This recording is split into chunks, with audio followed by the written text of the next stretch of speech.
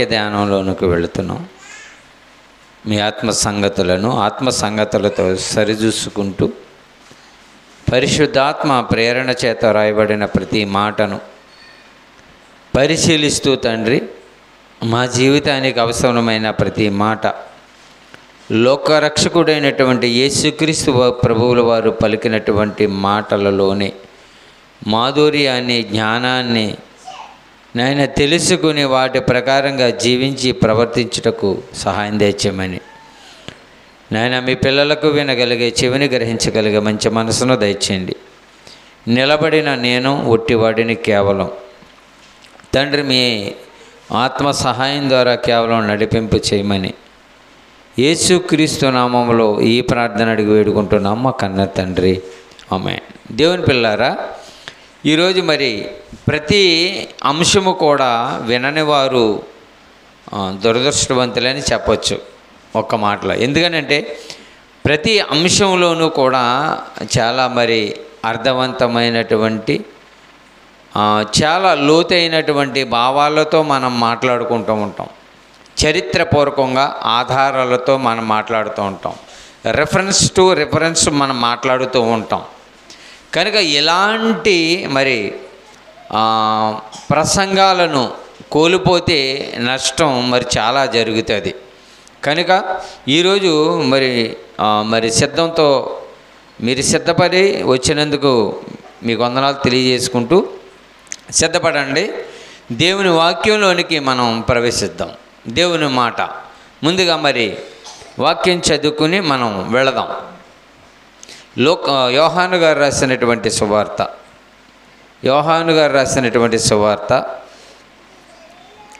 19వ అధ్యాయము 26వ వచనం చదువుకుందాం. యేసు తన తల్లియు యేసుక్రీస్తు ప్రభువుల వారు ప్రేమించిన శిష్యుడును దగ్గర నిలిచియుండుట చూచి, అమ్మా, ఇదిగో నీ కుమారుడు అని తన తల్లితో చెప్పెను. తరువాత శిష్యుని చూసి, ఇదిగో నీ తల్లి అని చెప్పాను. ఆ గడియ నుండి ఆ శిష్యుడు ఆమెను తన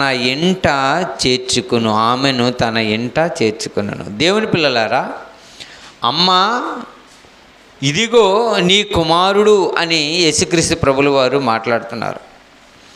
అప్పటికే ఆయన శిలువ మీద చాలా వేదనకరమైనటువంటి, బాధాకరమైనటువంటి శోధనలో ఉన్నాడు. ఆయన బహు భయంకరమైనటువంటి ఆ బాధలో ఉన్నాడు. ఆ బాధన వర్ణాతీతమైనటువంటి బాధలో ఉన్నారు ఆయన.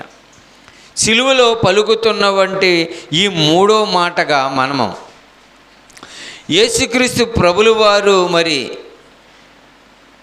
పుట్టిన నాటి నుండి కూడా మరి యేసుక్రీస్తు ప్రభువారిని ప్రవచన ఆధారంగా పరిశుద్ధాత్మ మరియమ్మకు ప్రత్యక్షమై పలికినప్పుడు ఆ మాట ప్రకారంగా మరి యేసుక్రీస్తు ప్రభుల వారిని కనడం జరిగింది. ఇవన్నీ కూడా శిలువలో సిచ్యువేషను కనబడుతున్నాయి. మరియమ్మ గారు యేసుక్రీస్తు ప్రభుల వారిని సిలువేశారు అని తెలియగానే పరుగున హుటాహుటిన సిలువ చెంతకు చేరిపోయింది.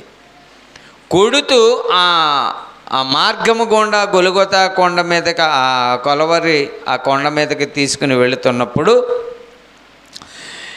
ప్రక్కనే ఉండి చూస్తుంది తల్లి.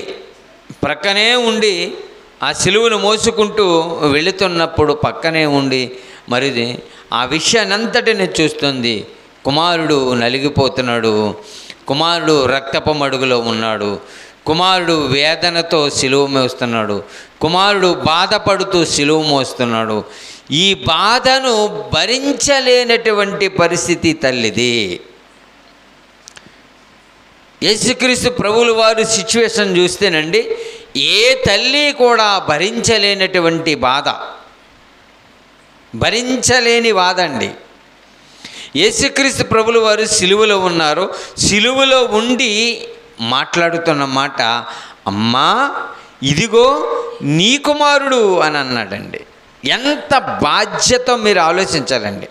అంటే బంధము విలువ తెలిసిన ఆయన యేసుక్రీస్తు ప్రభులు వారండి. బంధం విలువ తెలియాలండి. ముందుగా మనం ఏం మాట్లాడుకున్నాం? మొదటి మాటలో క్షమాపణ మాట్లాడుకున్నాం, రెండో మాటలో రక్షణ గురించి మాట్లాడుకున్నాం, మూడో మాటలో బంధము గురించి మాట్లాడుకుంటాం. ఈరోజు బంధాల విలువ తెలియదండి. మనుషులకి బంధాల విలువ అంటే లేదు. చూస్తున్నాం కదా సమాజంలో మనకి. పూర్వం బస్సు ఎక్కినా, రైలు ఎక్కినా, లేకపోతే పెద్దలు వస్తుంటే లేచి నిలబడి తెల్లని వెంట్రుకలు కలిగిన వారు, పెద్ద వయసు గలవారు వస్తున్నారంటే గౌరవించే రోజులు పూర్వపు రోజులు. ఈనాడున్న పరిస్థితిని చూస్తే అసలు గౌరవించే పరిస్థితులు ఎక్కడ కనబడటం లేదు. గౌరవించవలసిన పెద్దలు మారిపోయారు, గౌరవం పొందుకోవలసిన పెద్దలు మారిపోయారు, గౌరవించవలసినటువంటి పిల్లలు కూడా మారిపోయారు. ఎవరికి వారుగానే బ్రతుకుతున్నటువంటి పరిస్థితి. గౌరవం లేదు, బిడ్డల మీద తల్లిదండ్రులకు గౌరవం లేదు, పిల్లలకి తల్లిదండ్రుల మీద గౌరవం లేదు, సమాజంలో పెద్దల పట్ల పిల్లలకి గౌరవం లేదు, ఒక టీచర్ అంటే విద్యార్థులకి గౌరవం లేదు. గౌరవం లేని పరిస్థితులు మనకు కనపడుతున్నాయి. అంటే మనుషుల మధ్యన ఉన్నటువంటి కమ్యూనికేషను కాస్త తగ్గిపోతుంది. అందుకే యేసుక్రీస్తు ప్రభులు వారు అంటారు, అక్రమం విస్తరించుటి చేత అనేకుల ప్రేమ చల్లారిపోతుంది అని అంటున్నారండి.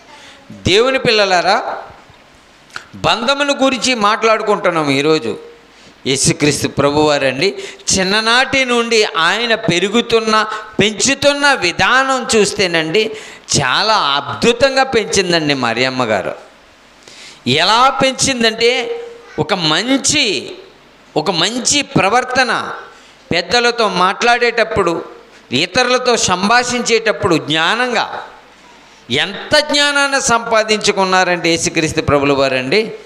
ఈ లోకమంతా ఆయన వెంట వెళ్ళిపోయి అంత జ్ఞానాన్ని సంపాదించుకున్నారండి.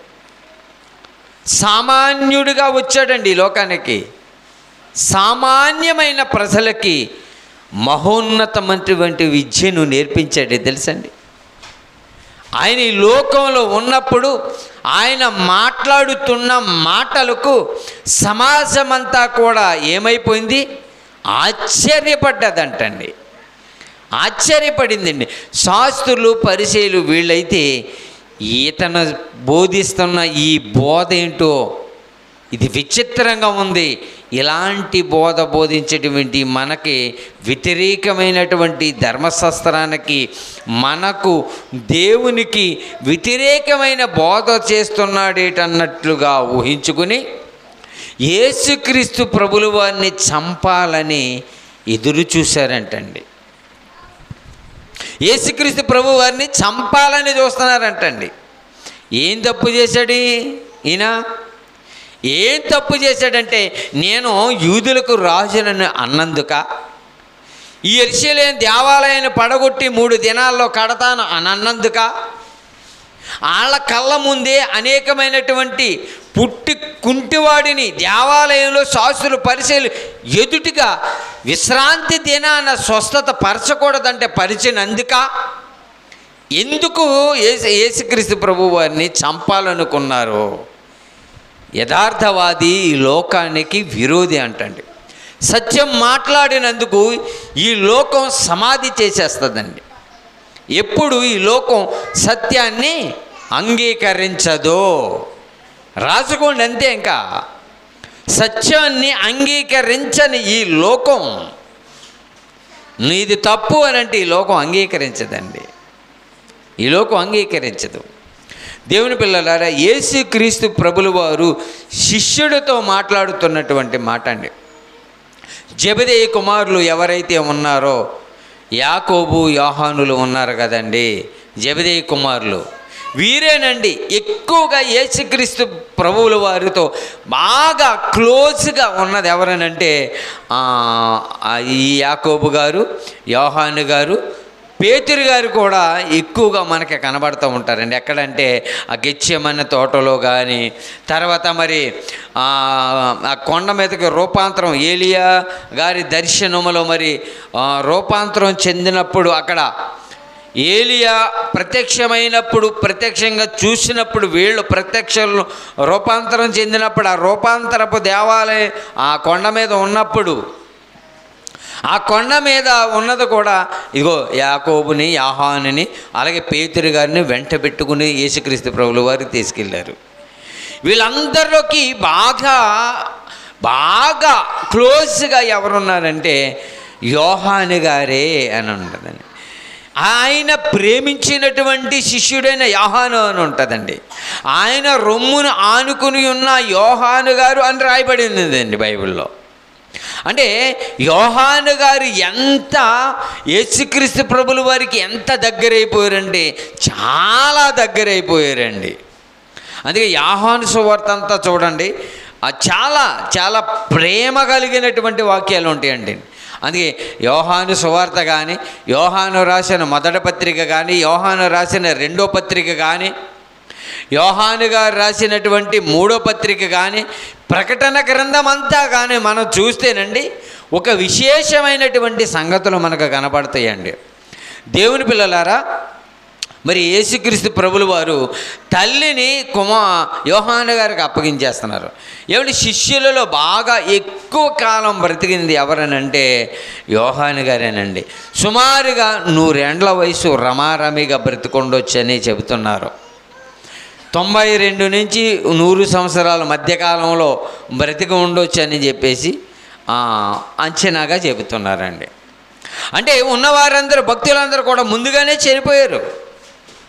ఏ శిష్యరికాన్ని తీసుకున్నారో యేసుక్రీస్తు ప్రభు శిష్యులందరూ కూడా చనిపోయారు. కానీ యోహాను గారు ప్రకటన గ్రంథం రాసేటప్పటికి 90 ఏండ్ల పైబడి వయసు అండి. 90 ఏండ్లంటే మాటలండి, 100 ఏండ్లకి దగ్గరగా ఉన్నటువంటి వయసు కాలం. ఆ కాలం అంతకాలం మరి ఈయన యేసుక్రీస్తు ప్రభు వారికి ఏం తెలుసండి, ఆయన అంతరంగాలను ఎరిగినవాడు కదా, హృదయాంతరంగాలను ఎరిగినవాడు. కాబట్టి ఒకవేళ ఈయన ఎక్కువ కాలం బ్రతుకుతాడేమోనని మరి తల్లిని యోహాను గారికి అప్పగించి ఉండొచ్చు కదా. అవును, అయి ఉండొచ్చు. దేవుని పిల్లారా, మరి ఇకపోతే సిలువ దగ్గరికి ఎవరు వచ్చారంటే సిలువ దగ్గరికి మరియమ్మ గారు వచ్చేసారు. సిలువ దగ్గరికి మరియమ్మ గారు వచ్చేసారు. సిలువ దగ్గరికి మరియమ్మ గారు వచ్చారు. మరి యోసేపు గారు ఏరి? సేమ్ టైము మరి యేసుక్రీస్తు ప్రభు సహోదరులైనటువంటి మరి సహోదరులు ఏరి? యాకోబు, యోధ, వీళ్ళందరూ కూడా యేసుక్రీస్తు ప్రభువుల వారి యొక్క సహోదరులు. అంటే యేసుక్రీస్తు ప్రభువారు పరిశుద్ధాత్మ ప్రేరణ చేత కన్య గర్భాన పుడితే ఆయన పుట్టేసిన తర్వాత యోసేపు మరియమ్మ గారి కలయికలు పుట్టిన వారే ఆయన సహోదరులు. ఆయన సహోదరులలో ఆయన బ్రతుకుండగా విశ్వాసం ఉంచలేదండి. ఆయన చనిపోయిన తర్వాత విశ్వాసం ఉంచారు, అది వేరే విషయం. కానీ ఆయన బ్రతుకుండగా మాత్రం ఆయన యందు ఆయన విశ్వాసం ఉంచలేదండి. యోహాను సువార్త మనం చూడగలిగితేనండి, చూద్దామండి. యోహాను సువార్త, యోహాను గారు రాసినటువంటి సువార్త 7వ అధ్యాయం చూద్దామండి. 7వ అధ్యాయం చూద్దాం. 7వ అధ్యాయము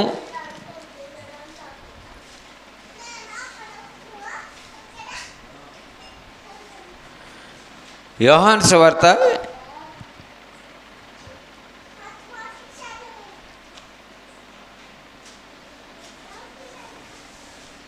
7వ అధ్యాయము 1వ వచనం నుంచి మనం చదువుతామండి.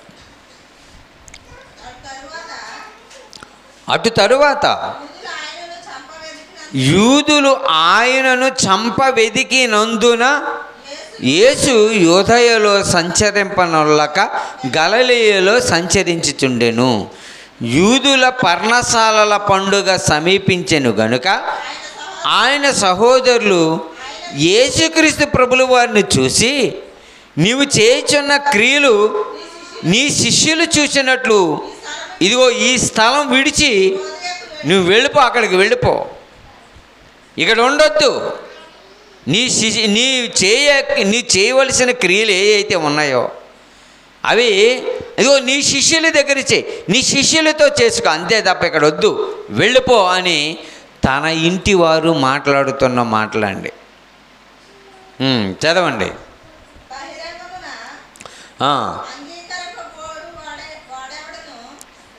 ఆయన సహోదరులు ఆయనను చూసి, నీవు చేయుచున్న క్రియలు నీ శిష్యులు చూసినట్లు ఈ స్థలం విడిచి యోదయకు వెళ్ళుము. బహిరంగమున అంగీకరింపబడగోరువాడెవడోను తన పని రహస్యముగా జరిగింపడు. అంటే ఇది ఎత్తు పొడుస్తున్నట్టు ఉంది, అంతే కదా. నువ్వు బహిరంగంగా చేస్తావు కదా, నువ్వు బహిరంగంగా వెళ్ళిపో. ఇక్కడెందుకు రహస్యంగా, ఎక్కడెందుకు ఉండడం, ఈ ప్రాంతంలో ఎందుకు ఉంటావు? నువ్వు వెళ్ళిపో, యోధాకి వెళ్ళిపో, అక్కడ చెయ్యి, నీ క్రియలన్నీ అక్కడ చెయ్యి అని అంటున్నది ఎవరు? స్వయాన తన సొంత సహోదరులండి. స్వయాన తన సొంత సహోదరులే మాట్లాడుతున్నటువంటి మాటలండి ఇవన్నీ కూడా.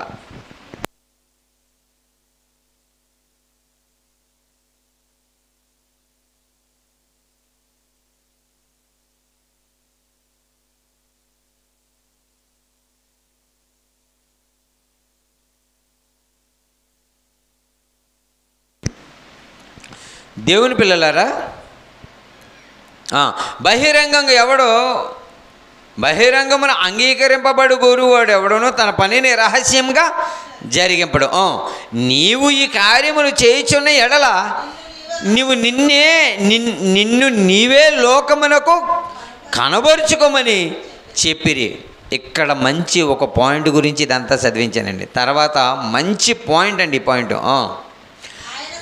ఆయన సహోదరులైనను ఆయన యందు విశ్వాసం ఉంచలేదంటండి. ఎవరో యందు? యేసుక్రీస్తు ప్రభువునందు యేసుక్రీస్తు సహోదరులు కూడా విశ్వాసం ఉంచలేదంటండి.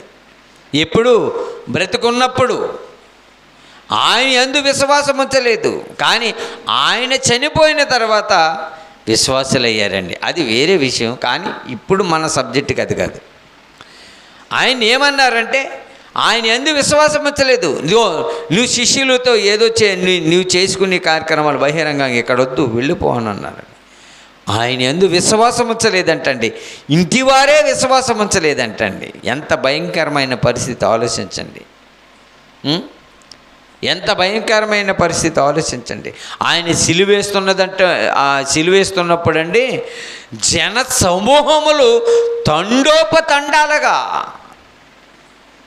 ఏమండి, ఆయన రొట్టెలు తిన్నవాళ్ళు, ఆయన చేపలు పంచగా తిన్నవాళ్ళు, ఒక చోట 5,000 మంది, ఒక చోట 4,000 మంది, మిగిలిన 12 గంపలు ఎత్తిరి 10,000 మంది సుమారుగా తిన్నారు.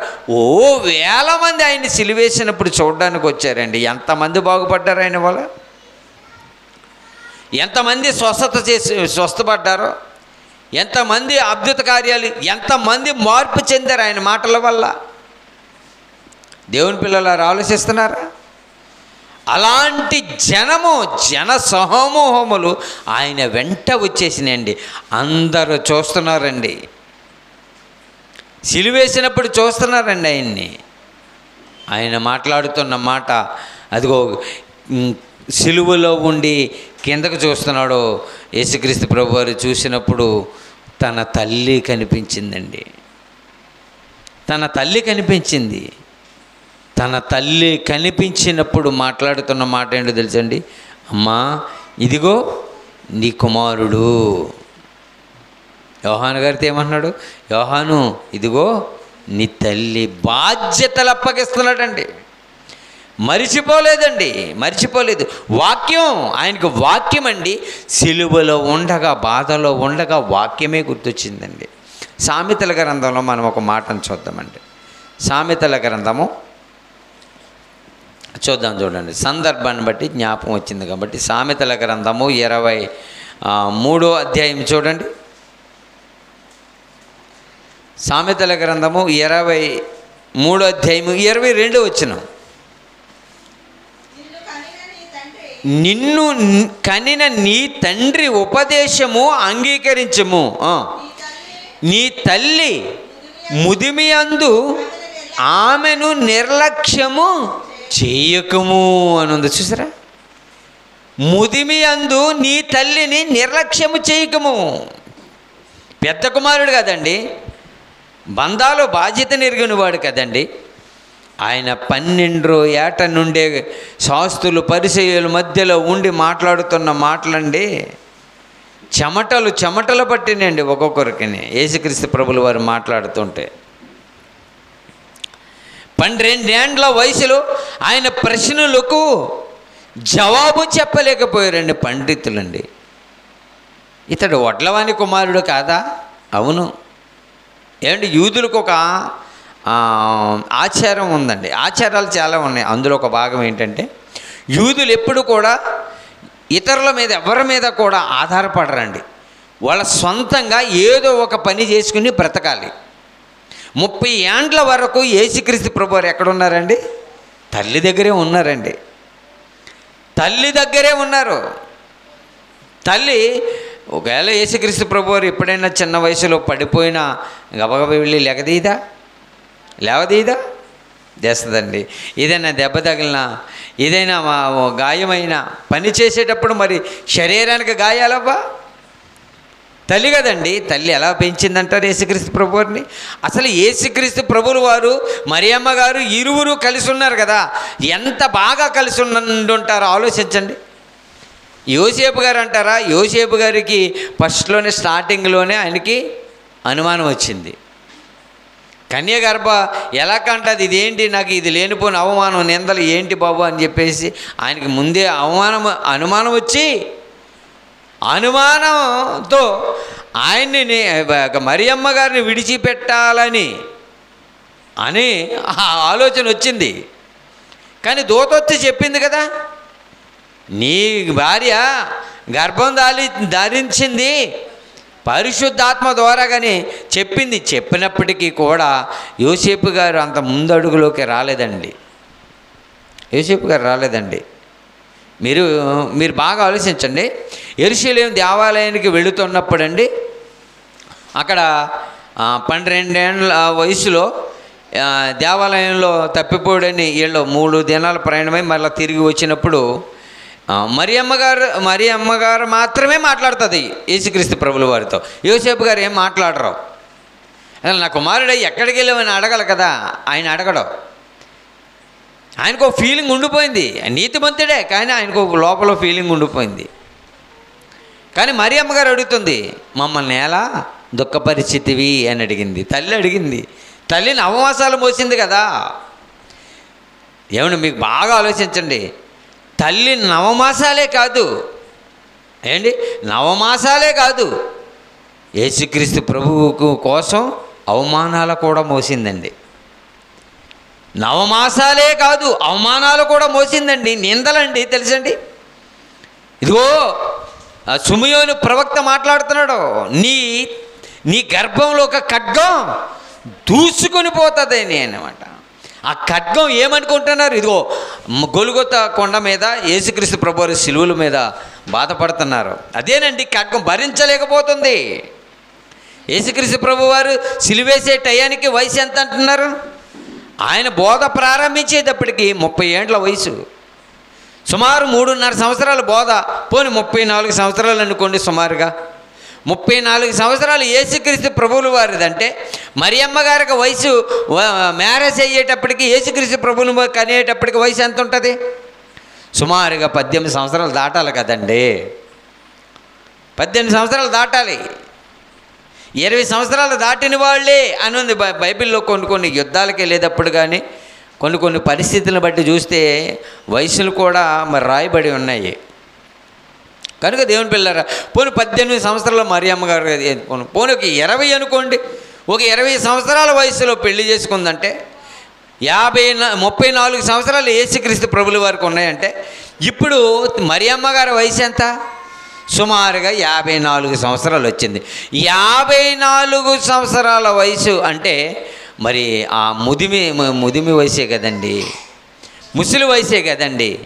ఆ గుండె ఎలా తల్లడిల్లిపోతుందో ఆలోచించండి. ఏమండి ఎంత బాగా పెంచాడండి, ఎంత బాగా పెరిగాడండి యేసుక్రీస్తు ప్రభుల వారు.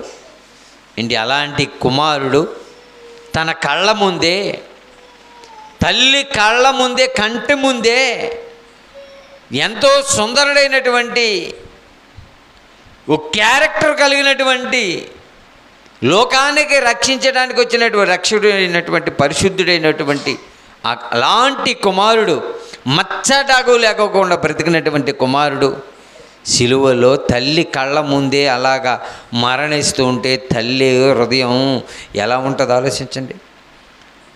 తన హృదయంలో ఖడ్గం దూసేదా? అదేనండి సిమెయోను ప్రవక్త ప్రవచించింది, అదే.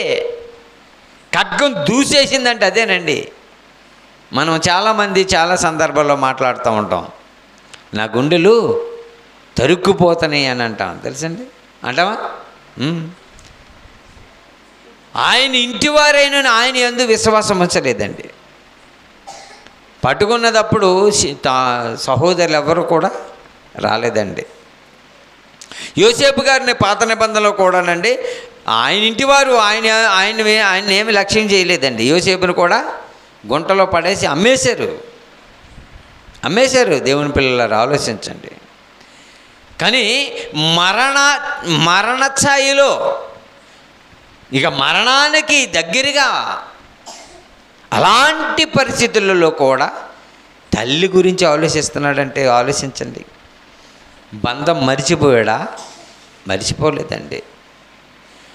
అంటే యేసుక్రీస్తు ప్రభు వారి క్యారెక్టర్ కానీ, మరియమ్మ గారి క్యారెక్టర్ కానీ చూస్తేనండి ఎంత అమోఘమైనటువంటి కన్య, అవునా కదండి, దయాప్రాప్తురాలు అని ఉందండి.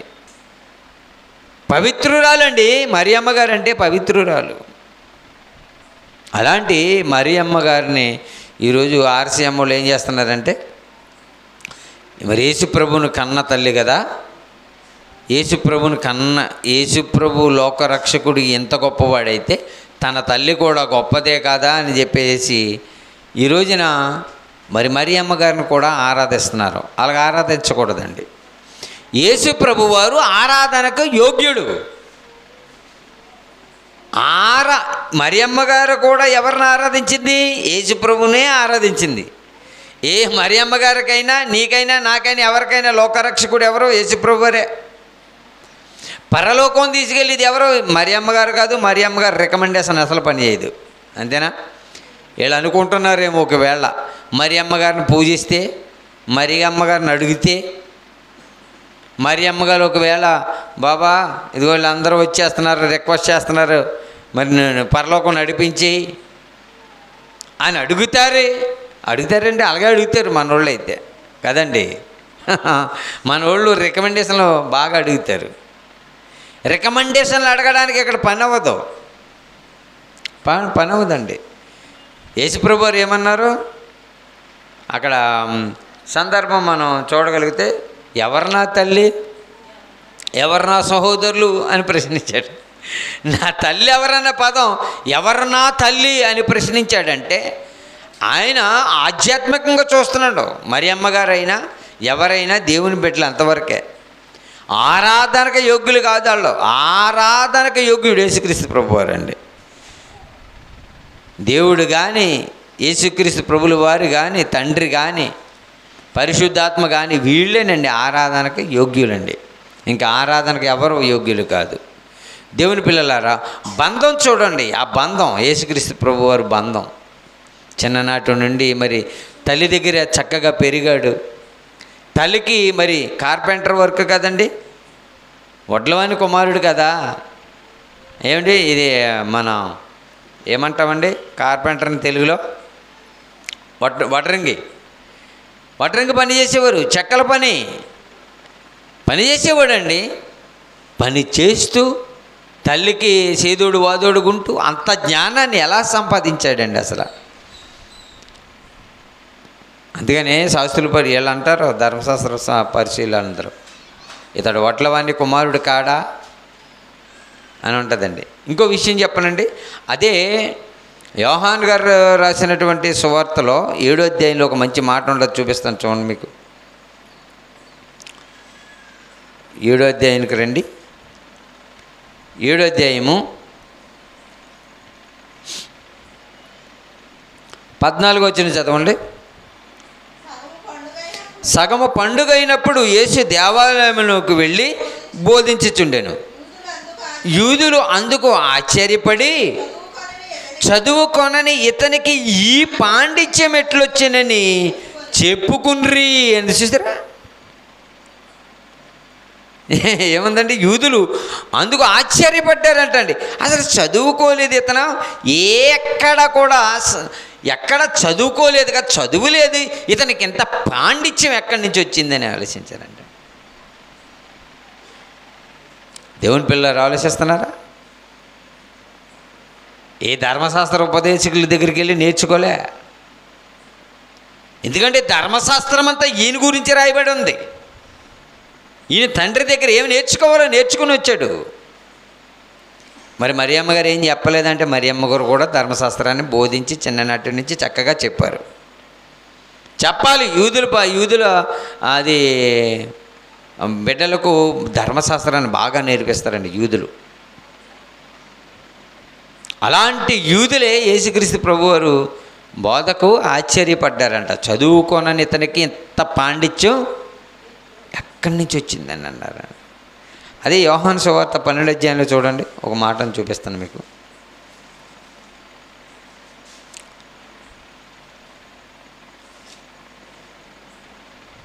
యోహాను రాసిన సువార్త 12వ అధ్యాయము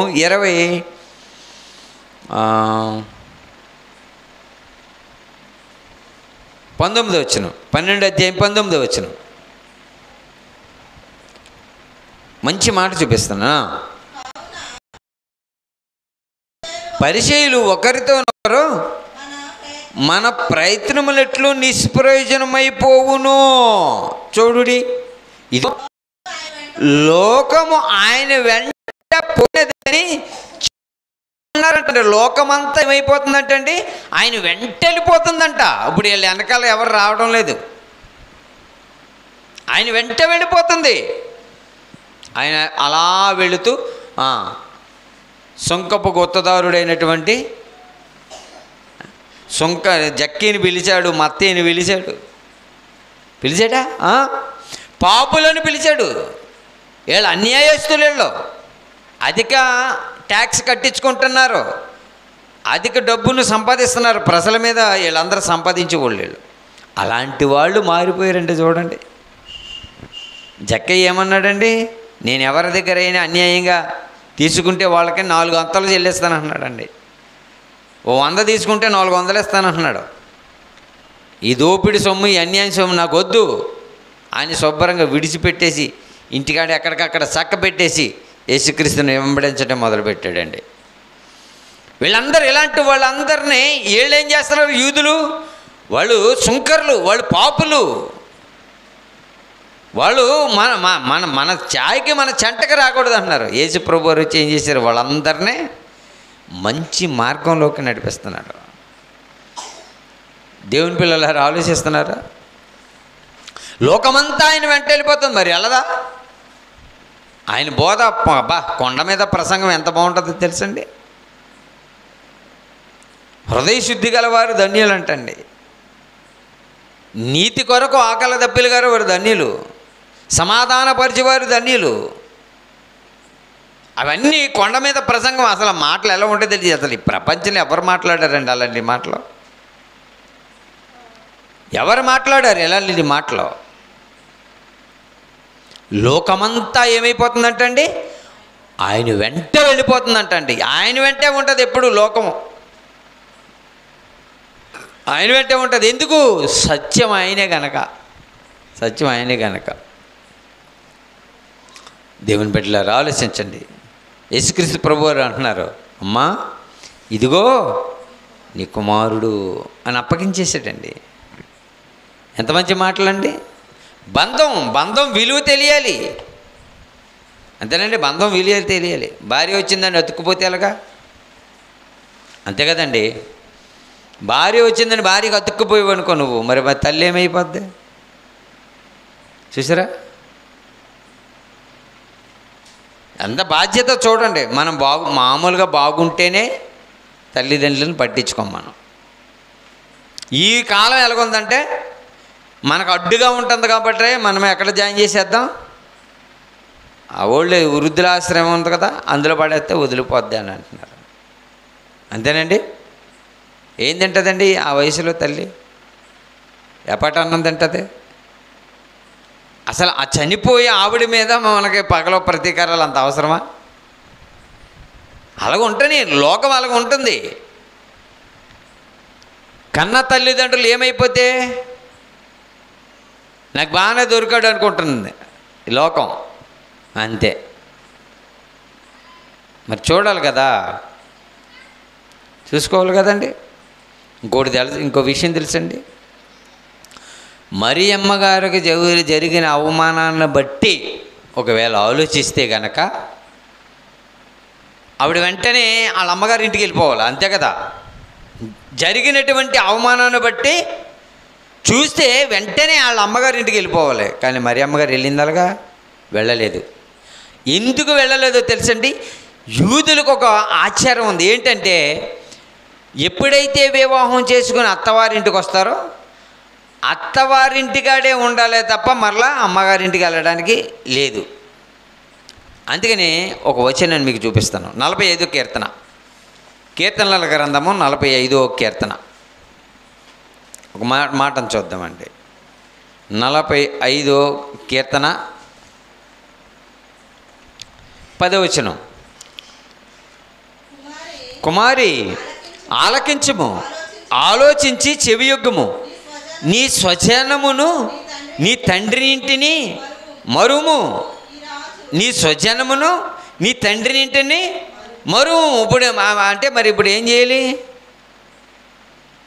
ఏం చేయాలండి? ఇప్పుడు ఏం చేయాలి? ఏం చేయాలండి? ఈ మాట ప్రకారం ఏం చేద్దాం మనం? దేవుని పిల్లలారా, వాక్యం ఒక్కచోట అసలు మన జీవితాలు ఈ బైబిల్లో మనసు పెట్టి ఆలోచిస్తేనండి, మనసు పెట్టాలి. బైబిల్ మీద మనసు పెడితేనే అర్థమవుతుంది, లేకపోతే అర్థం కాదండి. బైబిల్ అర్థం కాదు. ఇప్పుడు అక్కడ ఆ మాట అలాగుంది కదా. ఇంకో మాట చూసాం, మనకి ఇందాక ఏమో చూసాం, నీ తల్లిని నీ తండ్రిని సన్మానించు, దీర్ఘాయుష్మంతుడగినట్లు అని ఉంది కదా. ఉందా? ఉంది. ఉందా? ఉంది. నీ అత్తనే నీ మామని ఎలా చూడాలి? అసలు అత్తగారు మామగారు అంటారు కానండి, అలా కాదు. అత్తనే మామనే తల్లిదండ్రులాగా చూడాలి. ఒక తల్లిదండ్రులను విడిచిపెట్టి మరొక ఇంటికి వచ్చినప్పుడు వాళ్ళ తల్లిదండ్రులుగా నువ్వు చూడగలిగితే ప్రపంచమంతా మారిపోదండి. ఒక్క నిమిషంలో మారిపోదా? ప్రతి కూతురు తన పుట్టింటి నుంచి అత్తవారింటికి వచ్చి అత్తగారిని మామయ్యని వీళ్ళిరువురిని వాళ్ళ తల్లిదండ్రులు 20 ఏళ్ళు పెంచారు, అంతే కదండి. ఇక నుండి ఎక్కడుండాలి? ఇక జీవితాంతకాలం ఎక్కడుండాలి? అత్తగారింటి దగ్గరే ఉండాలి. అత్తగారు ప్రతి ఆస్తి మీద హక్కుదారులు వీళ్ళు, అంతే కదండి. ఇక నుండి భారం అంతా ఎవరు మోయాలి? మరి అమ్మగారు వాళ్ళ అన్నయ్యోళ్ళు, మరి అమ్మగారు వాళ్ళ తమ్ముడోళ్ళు వచ్చి మోస్తారా? ఏమండి? ఎవరు మోయాలి? యోసేపు గారే భరించాలి. భార్య అంటే, భర్త అంటే భరించేవాడు, తెలుసండి. ఏమండి? భార్య, ఇప్పుడు స్త్రీలు ఉన్నారనుకోండి, ఏదన్నా చిన్న విషయం జరిగితే ఇరుగు పొరుగు ఇంట ఈ ఇంట చెప్పుకోవచ్చు. కానీ పురుషుడికి ఏదైనా జరిగిందనుకోండి, పురుషుడు కదా, మగాళ్ళం కదా, ఎవరికి చెప్పుకుంటారు? ఎవరికి చెప్పడానికి ఉండదు. అందుకనే స్త్రీ కంటే ఎక్కువగా బాధను భరించేది పురుషుడే అని బైబిల్లో ఉందండి. భరించగలడో భరించే కెపాసిటీ పురుషుడికే ఇచ్చాడండి దేవుడు. భరించాలి, అవునా కదా? భరించాలి ఏ సమస్య వచ్చినా. దేవుని పిల్లలారా, ఈ సందర్భం ఎందుకు జ్ఞాపకం చేశానంటే ఆ సందర్భాన్ని బట్టి జ్ఞాపకం చేశాను.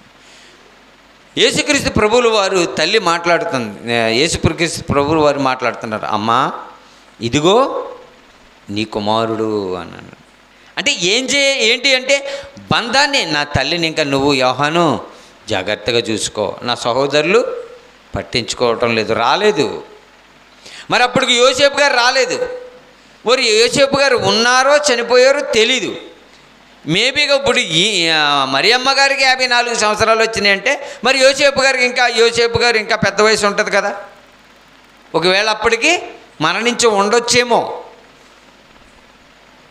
మేబీగా అంతే. డిక్లేర్గా ఆయన గురించి ఎక్కడా రాయబడలేదు, డిక్లేర్గా రాయబడలేదు. మరియమ్మ గారు మాత్రమే వచ్చినట్లుగా మనకు కనిపిస్తుంది. కనుక దేవుని పిల్లారా, బాధ్యతను మర్చిపోలేదండి, బంధాన్ని మర్చిపోలేదండి, అమ్మ ప్రేమను మర్చిపోలేదండి, అమ్మను మర్చిపోలేదండి. అమ్మా, ఇదిగో నీ కుమారుడు, ఇక నుండి యోహానే నీ కుమారుడు, యోహాను ఇక నుండి నీ తల్లి బంధాన్ని ఎలా కార్చేస్తారండి. యోహానే చూడగలరా, యోహాను గారే చూడగలరు, తెలుసండి, యోహాను గారే చూడగలరు. కాబట్టి యోహాను గారికే అప్పగించాడు. ఆ గడియ నుండి ఎక్కడ ఏముందండి అక్కడ చూడండి, యోహాను సువార్త 19వ అధ్యాయం. ఆ గడియ నుండి, అదిగో చూసారా, ఆ గడియ నుండి ఆ శిష్యుడు ఆ మరియమ్మ గారిని తన ఇంటికి తీసుకెళ్ళిపోడంటండి. మరికొకళ్ళు అయితే ఏం చేస్తారు చెప్పండి, అలాగే అని తల ఊపేసేసి ఎక్కడ తీసుకెళ్తాం, మా ఇంటికాడ మాకు ఒక అమ్మ లేదా, నన్ను కన్నా తల్లి ఉంది కదా, ఈ తల్లిని తీసుకెళ్తే అదిగో నాకంటే ఎక్కువ ప్రేమించావు నువ్వు అని మళ్ళీ డిస్కషన్స్ వస్తుంది. ఇవన్నీ ఏమైనా ఆలోచించారండి? ఆలోచించారు, మీరు ఆలోచించండి. ఏమంటే జెబెదయి కుమారుల గురించి మనం ఒకసారి మాట్లాడుకున్నాం, తెలుసండి, జెబెదయి గురుల గురించి ఒకసారి మాట్లాడుకున్నాం. అసలు యేసుక్రీస్తునందు ఎంత విశ్వాసం ఉంచారండి. జెబెదయి కుమారుల తల్లి ఒక సందర్భంలో మాట్లాడుతుంది, ఏమని, కుడివైపున ఒకడిని ఎడమవైపున ఒకడిని. అలాంటి అంత గొప్ప ఆలోచన ఉన్న తల్లి యేసుక్రీస్తు ప్రభు తల్లే వస్తే ఇంకెంత మురిసిపోతుంది ఆలోచించండి, ఇంకెంత మురిసిపోయి ఉంటుంది ఆలోచన.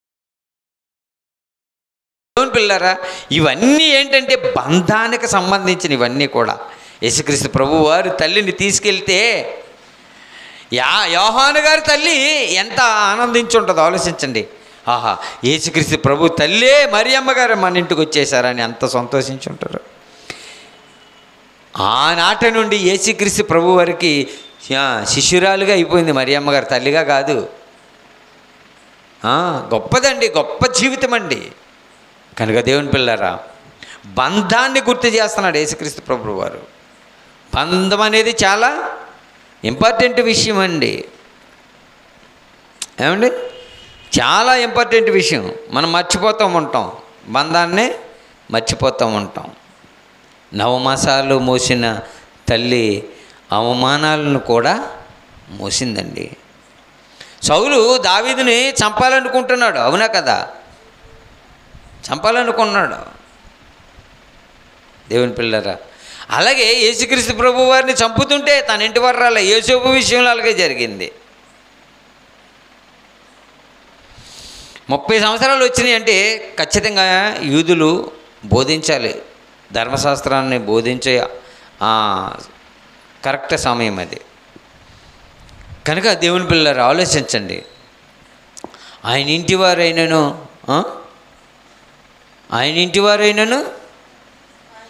ఆయన యందు విశ్వాసం ఉంచలేదు. ఆ గడియ నుండి యోహాను యొద్దకు వెళ్ళిపోయిందండి.